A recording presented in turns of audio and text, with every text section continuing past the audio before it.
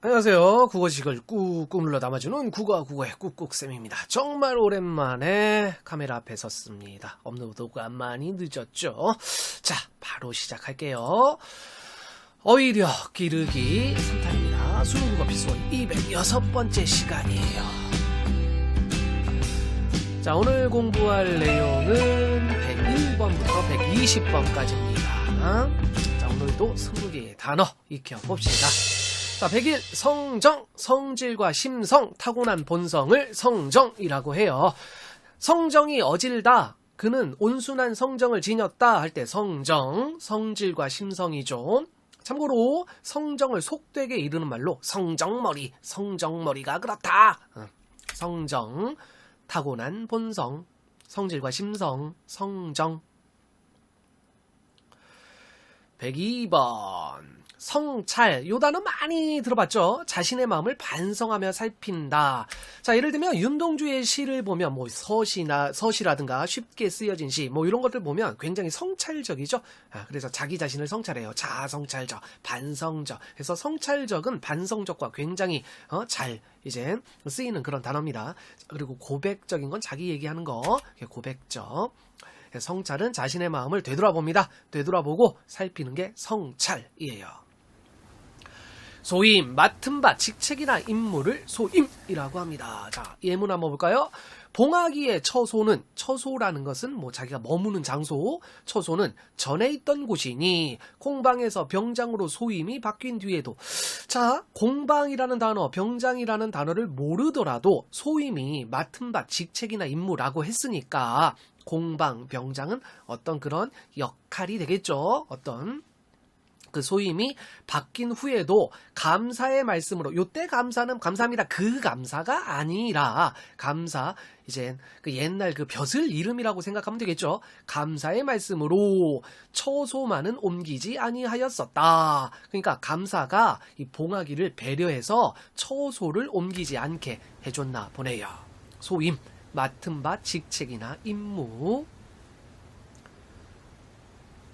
104번 수요. 수요라는 단어는 이제 비문학, 사회, 경제 파트 풀 때 많이 들어본 단어일 거예요.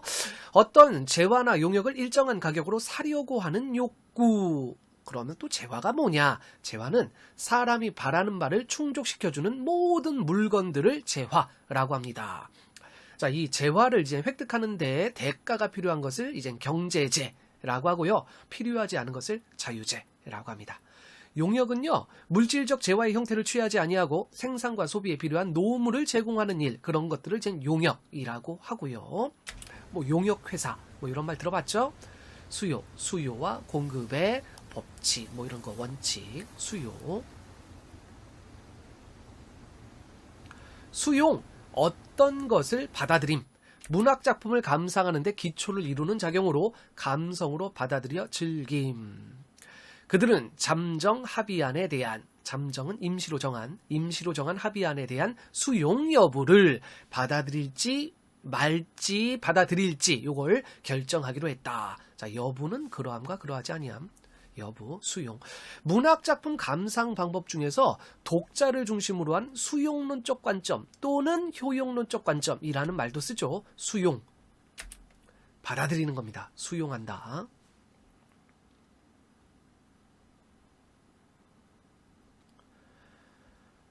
106번 수능, 순순히 응함. 환경이나 변화에 적응하여 따르는 것을 수능이라고 하죠. 박목월의 시 중에서 산이 날 애워싸고라는 시가 있는데요. 산이 날 애워싸고 금음달처럼 사위어지는 목숨, 금음달처럼 살아라 한다, 금음달처럼 살아라 한다. 자, 이 시에서는 자연에 순응하는 달관적인 삶의 자세가 아주 잘 드러납니다. 자, 또 어려운 말 또 나왔네요. 달관적. 달관적이라는 말은 얽매이지 않는다. 사소한 거에 집착하지 않고 조금 초탈한 그런 좀 세속을 벗어난 그런 느낌. 그런 거를 달관이라고 하죠. 순응은 순순히 응하는 거. 환경이나 변화에 적응하며 따르는 거. 순응. 숭고, 뜻이 높고 고상함. 높고 존귀한 가치를 지닌 대상을 따르고자 하며 그 가치를 추구하는 거. 자, 참고로 문학작품의 어떤 미적 범주를 살펴봤을 때 우리가 4가지로 한번 나눠볼 수 있는데요. 숭고미, 우아미, 비장미, 골개미 해가지고 이제 이상과 현실, 그리고 이상과 현실이 상반되느냐, 융합되느냐에 따라가지고 이렇게 4가지 미적 범주를 나눠볼 수 있는데, 그 중에서 숭고는 이상에 좀 초점을 맞추는 거예요. 이상에 초점을 맞춰서 좀 뜻이 높고 고상함을 표현하는 거, 그런 아름다움을 숭고미라고 합니다. 108. 시각. 대상을 관찰하고 파악하는 자세나 관점. 문학에서는 서술자나 화자가 대상을 인식하는 자세나 관점을 시각이라고 하죠. 민중적 시각에서 바라보다. 시상. 시를 짓기 위한 착상이나 구상, 시에 표현되는 사상과 감정, 시적인 생각이나 상념을 시상이라고 합니다. 상념이라는 단어는 머릿속에서 떠오르는 여러 가지 생각들, 그런 것들을 상념이라고 하죠. 참고로 다양한 시상 전개 방식 할 때 시상, 또 이런 시상이라는 단어를 또 쓰기도 하죠. 다양한 시상 전개 방식에는 어떤 것들이 있었냐? 시간의 흐름, 과거, 현재, 미래, 아침, 점심, 저녁, 이렇게 시간의 흐름, 공간의 이동, 화자가 움직입니다. 화자가 여기 있다가 다른 곳으로 이동해요. 공간의 이동, 수미상관, 처음하고 마지막하고 같거나 비슷한 거, 선경우정, 먼저 경치를 얘기하고 나중에 정서를 얘기하는 거, 기승전결, 주로 한시에서 많이 사용하는데, 기, 먼저 도입하고, 승, 이어받고, 전환되고, 결, 마무리 짓고, 어조의 변화, 좀 부정적에서 긍정적으로 이렇게 뭐 변한다거나, 그 어조라는 게 말투죠. 그 말투가 좀 변하는 거, 어조의 변화, 점층적 전개, 크레센도, 작은 거에서 큰 거, 약한 거에서 강한 거, 점층적 전개, 이런 것들이 다양한 시상 전개 방식이죠. 시상은 시를 짓기 위한 착상이나 구상, 뭐 시상이 떠오르다 할 때도 시상 씁니다. 시적 긴장. 독자가 시를 읽을 때 독자로 하여금 재미와 흥미를 가지게 만드는 요소입니다. 자, 참고로 낯설게 하기 기법. 낯설게 하는 게 뭐죠? 자, 말 그대로 낯설게, 친숙하지 않게, 좀 새롭게 표현하는 거. 이 낯설게 하기 기법을 통해 시적 긴장감을 유발할 수도 있습니다. 자, 시에서는요, 압축, 함축, 절제, 통념에서 벗어난 발상. 통념은 일반적인 생각을 통념이라고 해요. 통념에서 벗어난 발상, 참신한 표현 등을 통해서도 시적 긴장감은 형성됩니다. 이 긴장감이라는 게요, 이게 보통 익숙한 거, 뻔한 거에는 전혀 긴장되지 않습니다. 예상치 못한 게 나왔을 때 우리는 긴장하게 되죠. 시에서도 마찬가지예요. 시적 긴장. 자, 이 긴장은 재미를 줍니다. 자, 중간 점검 101번부터 110번까지. 자, 이 번호 잘못된 거예요. 요거 제가 수정을 안 했는데. 자, 101 성정, 성질이나 어떤 성품, 성정, 성찰 돌아보는 거라 그랬죠? 소임, 수요, 수용, 수능, 숭고, 시각, 시상, 시적, 긴장. 이렇게 10개의 단어 살펴봤죠. 자, 이어서 가겠습니다. 111번부터 120번까지 또 나오겠죠? 자, 111번입니다. 시흥. 시를 짓고 싶은 마음, 시에 도취되어 나오는 흥취. 예문이 좀 어렵네요. 아유, 교교하다가 뭐야 도대체? 교교하다는 다리 썩 맑고 밝다, 뭐 그런 뜻이에요. 그러면 교교한 월색을 따라. 자, 월색은 달빛이죠. 그 달빛을 따라. 아이고, 지금 이 배경에 있는 요 달빛, 이렇게 눈이 오는데 막 달빛이 비쳐. 야, 이 분위기 속에서 시흥에 겨운 시흥, 시를 짓고 싶은 마음 또는 시에 도취되어 나오는 흥취, 그거에 겨운, 겹다는 것은 못 이기다. 그 시흥에 못 이긴 절대 문장이, 아주 글을 잘 쓰는 사람이, 절대 문장이 절세의 가인을 찾는 것은, 아주 아름다운 어떤 미인을 찾는 것은 옛날에도 흔히 있는 풍류성사가 아니냐, 풍류를 어떤 누리는, 어떤 즐기는 어떤 그런 일 아니냐라고 얘기하고 있네요. 현진건의 무영탁 중에 일부 문장입니다. 시흥, 시를 짓고 싶은 마음이에요.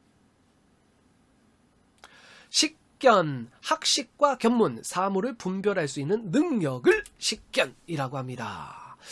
그는 마치 백제의 패망사에 관해 패망사 망한 거, 백제가 망한 거 그 역사에 대해 아무런 이해도 식견도 없는 사람처럼 아무런 지식도 없는 사람처럼 다짜고짜 그렇게 홍 박사를 추궁하고 들었다. 추궁하다. 잘못한 일에 대하여 엄하게 따져서 밝히는 거, 추궁하는 거죠. 식견은 학식과 견문. 어떤 지식적인 어떤 측면이 되겠죠. 식견. 실록, 늦봄이나 초여름에 초목이 띈 푸른 빛, 녹자가 푸를 녹자예요. 자, 그래서 수필 중에서 현대수필 실록예찬이라는 수필집이 있어요. 예전 교과서에서 나왔었는데 요즘 교과서에는 못 본 것 같아요. 자, 실록예찬, 그 말 그대로 실록을 예찬하는 거죠. 그 봄의 푸른 빛, 실록, 늦봄이나 초여름에 초목이 띈 푸른 빛을 실록이라고 합니다. 실록. 신장, 세력이나 권리 따위가 늘어납니다. 또는 늘어나게 하죠. 말할 것도 없이 자연법론은, 자연법론 이것도 좀 어렵죠. 자, 인위적인 게 아니라 보편적이고 항구적인 법 규범을 자연법이라고 해요.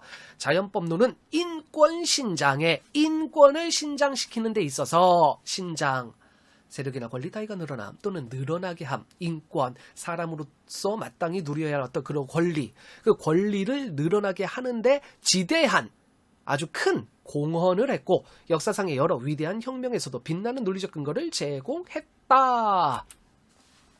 신장은 늘어나게 함, 늘어남, 신장. 예, 동음이어로 저것도 있죠. 키를 신장이라고도 하죠. 또는 콩팥을 또 신장이라고도 하는데, 자, 요거는 전혀 상관이 없는 늘어나게 하는 동음이어입니다. 신장. 실향의식.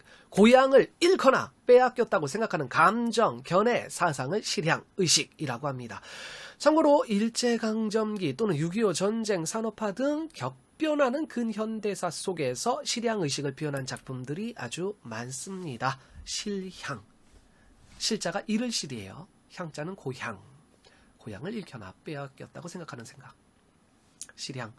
안목, 사물을 보고 분별하는 눈. 능력을 안목이라고 합니다. 그래서 안목이 있다 없다, 안목이 높다 낮다, 안목을 기르다, 안목이 뛰어나다, 이런 표현 쓸 수 있겠죠. 안목.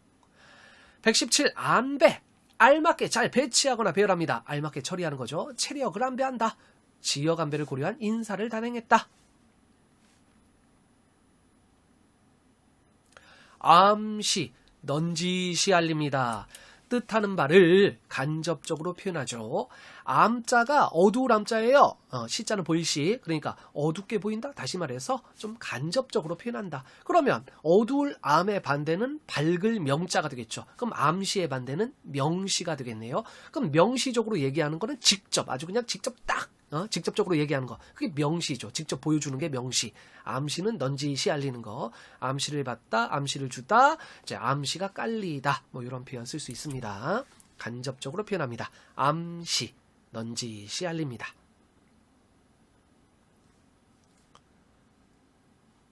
자, 119. 액자식 구성. 하나의 이야기 속에 다른 이야기가 들어있는 형태로 한 작품이 내부 이야기와 내부 이야기를 다른 말로 내화라고 하죠. 외부 이야기, 외화 이렇게 구성된 경우를 말합니다. 액자식 구성의 경우 외화와 내화의 시점이 다른 경우가 많습니다. 그러니까 시점 파악하는 것도 중요하겠죠. 자, 예를 들면 고전 소설 중에서 특이하게 액자식 구성을 취한 소설이 있는데 그게 바로 운영전이죠. 자, 운영전, 운영과 김진사의 사랑 이야기, 비극적인 어떤 사랑 이야기입니다. 자, 거기에는 건 이야기와 송 이야기의 시점이 다르게 나오죠.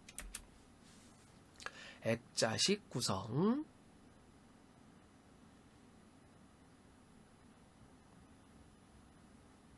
자, 마지막 120. 한 가지 사물이나 현상이 동시에 가지고 있는 서로 맞서는 두 가지 성질을 양면성이라고 합니다. 정주영의 유리창에서 유리창이라는 소재가 쓰였는데 이 유리창은 밖이 보이잖아요. 그래서 소통의 의미가 있습니다. 하지만 막혀 있어요. 그래서 단절의 의미도 동시에 가지고 있는 양면적인 성질을 가지고 있는 소재죠. 양면성. 자, 그래서 111번부터 120번까지 시흥, 식견, 실록, 신장, 실량, 의식, 안목, 안배, 암시, 액자, 식구성, 양면성까지 살펴봤죠. 자, 그러면 총정리 한번 해봅시다. 자, 우리는 101번부터 120번까지 살펴봤는데요. 성정, 성찰, 소임, 수요, 수용, 수능, 숭고, 시각, 시상, 시적, 긴장, 시흥, 식견, 실록, 신장, 실향, 의식, 안목, 안배, 암시, 액자, 식구성, 양면성. 아직 다 못 익힌 친구들은 앞으로 다시 돌려서 한번 다시 보세요. 자, 어느 정도 자신이 있는 친구는 한번 테스트 한번 해봅시다. 얼마나 잘 알고 있는지. 자, 기억력 테스트예요.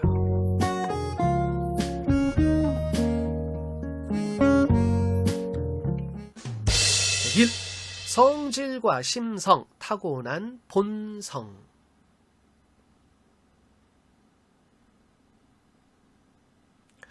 자신의 마음을 반성하며 살피는 것은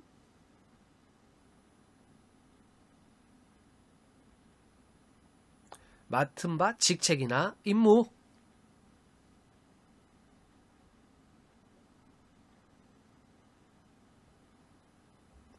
어떤 재화나 용역을 일정한 가격으로 사려고 하는 욕구,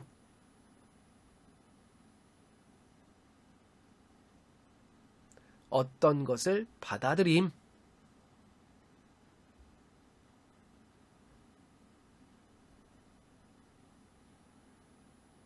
순순히 응함, 환경이나 변화에 적응하여 따름,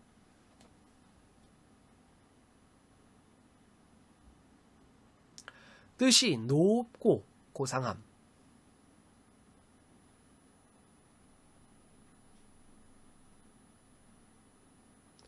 대상을 관찰하고 파악하는 자세나 관점은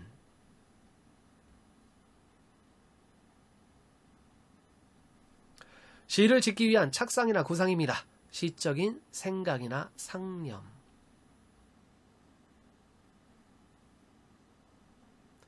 독자가 시를 읽을 때 독자로 하여금 재미와 흥미를 가지게 만드는 요소 중에 하나죠.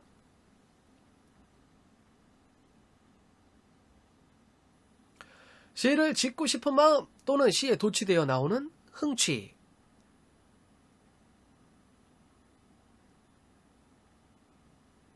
학시 꽉연문, 사물을 분별할 수 있는 능력입니다.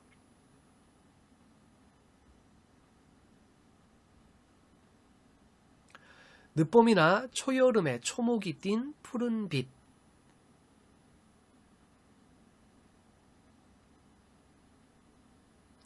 세력이나 권리 따위가 늘어납니다.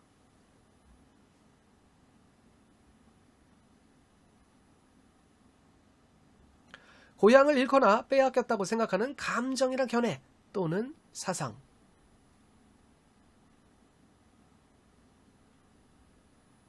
사물을 보고 분별하는 눈, 능력.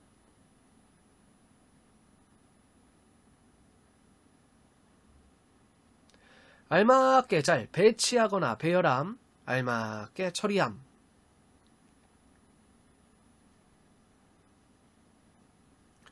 넌지시 알립니다. 뜻하는 바를 간접적으로 표현. 반대는 명시였죠. 하나의 이야기 속에 다른 이야기가 들어있는 형태로 한 작품이 내화와 외화로 구성된 경우를 말합니다. 한 가지 사물이나 현상이 동시에 가지고 있는 서로 맞서는 두 가지 성질.